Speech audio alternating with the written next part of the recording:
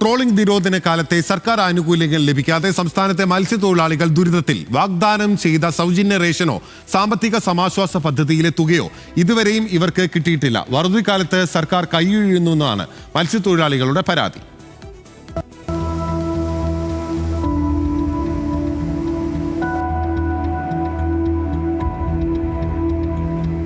Trawling നിരോധനത്തിനൊപ്പം തുടർച്ചയായുണ്ടായ കപ്പൽ അപകടങ്ങളും കടലാക്രമണവുമെല്ലാം മത്സ്യമേഖലയെ കൂടുതൽ ദുരിതത്തിലാക്കിയിരിക്കുകയാണ്.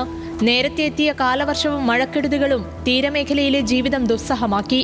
സർക്കാർ പ്രഖ്യാപിച്ച സഹായങ്ങൾ ഇതുവരെയും മത്സ്യത്തൊഴിലാളി കുടുംബങ്ങൾക്ക് ലഭിച്ചിട്ടില്ല. സൗജന്യ റേഷൻ എന്ന വാഗ്ദാനം പാഴ്വാക്കായി. സാമ്പത്തിക സമാശ്വാസ പദ്ധതിയിലെ 4500 രൂപ ഗഡുക്കളായി നൽകാതെ ഒറ്റഘട്ടമായി അനുവദിക്കണമെന്നും മത്സ്യത്തൊഴിലാളികൾ പറയുന്നു.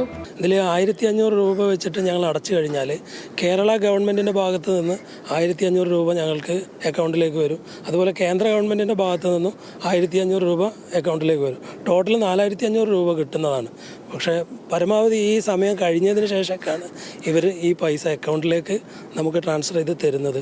അതോടൊപ്പം തന്നെ ഈ അവസാന ഗഡു നമുക്ക് കിട്ടുന്നതിന് മുന്നോടിയായിട്ട് വീണ്ടും ഇവരെന്ത് ചെയ്യും, 500 രൂപ വെച്ചിട്ട് നമ്മളോട് വാങ്ങിച്ചതിന് ശേഷമാണ് നമ്മൾ അക്കൗണ്ടിലേക്ക് ഈ കഴിഞ്ഞ വർഷത്തെ ഈ പറയുന്ന എമൗണ്ട് പൂർത്തിയാക്കി തരുന്നത്. മത്സ്യബന്ധനം തന്നെ മൊത്തത്തിൽ കടലിൽ മത്സ്യശോഷണം അനുഭവപ്പെട്ട് കഴിഞ്ഞാൽ അതിന് പല കാരണങ്ങളുണ്ട്.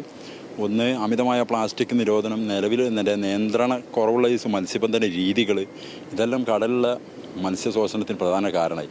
അതുകൂടാതെ സർക്കാർ വരെ ഞങ്ങളെ കൈയൊഴിയാണ്. മത്സ്യത്തൊഴിലാളികളെ നിലവിൽ നമ്മളെ കേരള സർക്കാർ പറയുന്നത് ഞങ്ങൾ കേരളത്തിൻ്റെ സൈന്യം എന്നാണ്. പക്ഷെ ഞങ്ങൾ ആ സൈന്യം പോയിട്ട് ഒരു സാധാ ഒരു മനുഷ്യന്റെ ഇതുപോലെ ഞങ്ങൾക്ക് തരുന്നില്ല സർക്കാർ. തീരത്തിന് സമീപം അപകടത്തിൽപ്പെട്ട കണ്ടെയ്നറുകൾ മത്സ്യബന്ധന വലകളിൽ ഉടക്കി വലകൾ തന്നെ കീറിപ്പോയി. ബോട്ടുകൾ പലതും തീരത്തെടുത്തു. കപ്പലിൽ നിന്ന് മുന്നേ കണ്ടെയ്നർ പല സ്ഥലങ്ങളിലായിട്ട് മുങ്ങിക്കിടക്കുകയാണ്. അപ്പൊ അതിന്റെ പേരിൽ എന്ന് വെച്ചാൽ നമ്മൾ അടിക്കുന്ന സ്ഥലങ്ങളിലൊക്കെ ഈ ഉടക്കാണ്. നമുക്ക് ഇതൊന്നും ഇപ്പൊ എന്ത് ചെയ്യാൻ പറ്റും? നമുക്ക് മീനെ കണ്ട് അടിച്ചല്ലേ പറ്റൂ. അടിച്ചു കഴിഞ്ഞുള്ള സ്ഥിതി ഇതാണ്. ഇന്നലെ തന്നെ 1000 കിലോ വലയോളം നഷ്ടപ്പെട്ട്, മനസ്സിലായോ? ആകെ കിടക്കുന്ന വലയാണ് അത്. ബാക്കിയൊക്കെ പുതിയ വല കയറ്റണം. ഒരു 650 റുപ്യ വെച്ചിട്ട് 1000 കിലോ വലക്കൊന്ന് കൂട്ടി നോക്കിയേ. തീർത്ത് കഴിഞ്ഞാലേ നമുക്ക് പണിക്കാൻ പറ്റുള്ളൂ. ഇനി ഒരാഴ്ച നമ്മുടെ കയ്യിലെ കാശല്ല, അപ്പൊ കടം മേടിച്ച കാശെടുത്തിട്ട് എല്ലാം ചെയ്യണം. എന്നാൽ നഷ്ടപരിഹാരം നൽകുന്നതിനെ കുറിച്ചുള്ള ചർച്ചകൾ പോലും ഉണ്ടായിട്ടില്ലെന്ന് മത്സ്യത്തൊഴിലാളികൾ പറയുന്നു. കപ്പലിലെ രാസമാലിന്യങ്ങൾ കടലിൽ പടരുമെന്ന ആശങ്ക കാരണം കഴിഞ്ഞ ആഴ്ചകളിൽ വിപണിയിൽ നേരിട്ടത് വലിയ നഷ്ടമാണ്.